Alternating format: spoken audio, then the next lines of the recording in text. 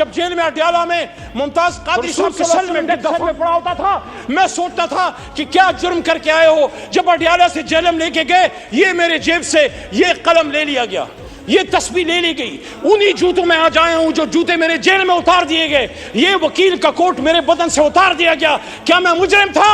میں اپنے الحمدللہ اس کالے کوٹ پہ فخر کرتا ہوں جو پاکستان بنانے والے کا کوٹ ہے. دوستو، عمران خان کی رہائی کی خبر آتے ہی علی محمد خان کی بہادر چھوٹی بہن خان صاحب کا شاندار استقبال کرنے پہنچ گئی. سدرا محمد خان نے کس طرح خان صاحب کا استقبال کیا، ناقابل یقین ویڈیو آپ کے ساتھ شیئر کرنے سے پہلے یہ بھی بتا دیں کہ آپ نے اس ویڈیو کو آخر تک ضرور دیکھنا ہے تاکہ آپ کو علی محمد خان کی بہادر بہن کی عظمت کا اندازہ ہو سکے. اللہ الحق ہے، سچ کا خدا ہے.